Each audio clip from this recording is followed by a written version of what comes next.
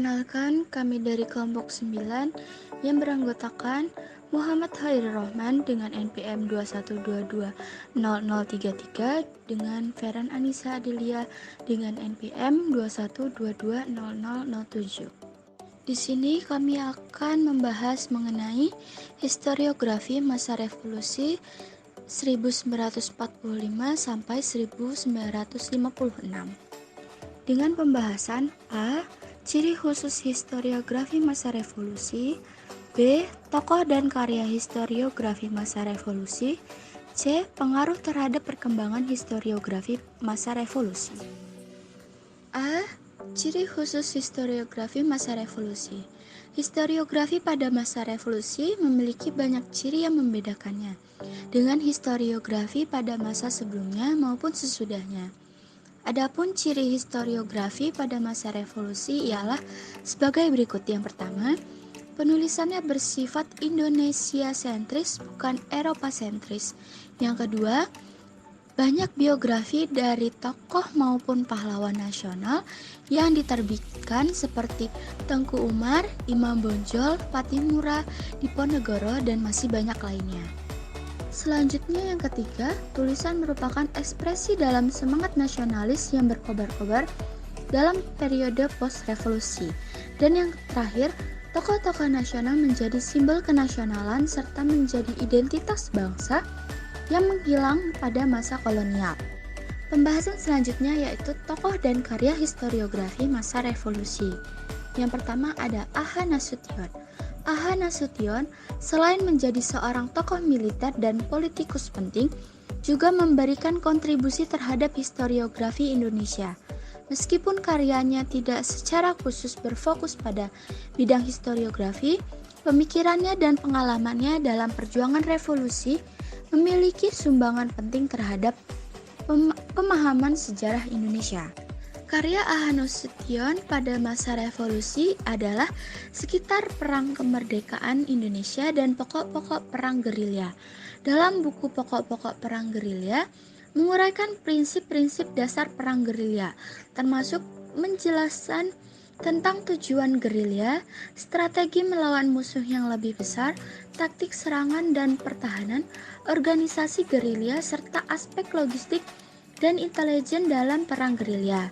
Buku ini ditulis berdasarkan pengalamannya selama terlibat dalam gerakan perlawanan melawan penjajahan Belanda selama masa revolusi. Selanjutnya ada Muhammad Yamin.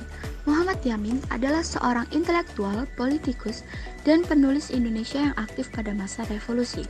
Selama hidupnya, ia telah memberikan sumbangan yang signifikan dalam bidang historiografi, terutama melalui karya-karyanya yang mempelajari sejarah Indonesia.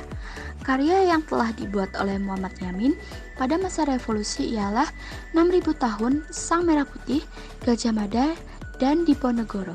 Salah satu karya penting Muhammad Yamin yang relevan dengan historiografi adalah bukunya yang berjudul Pangeran Diponegoro yang diterbitkan pada tahun 1948.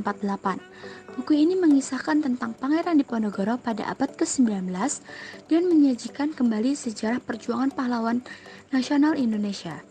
Melalui buku ini, Yamin mencoba untuk mengenali dan menghidupkan kembali warisan sejarah nasional, serta memberikan sudut pandang dan interpretasi terhadap peristiwa sejarah tersebut. Berikut ini adalah tokoh dari historiografi pada masa revolusi. Baik, di sini saya akan melanjutkan materi yang C, yaitu pengaruh terhadap perkembangan historiografi masa revolusi.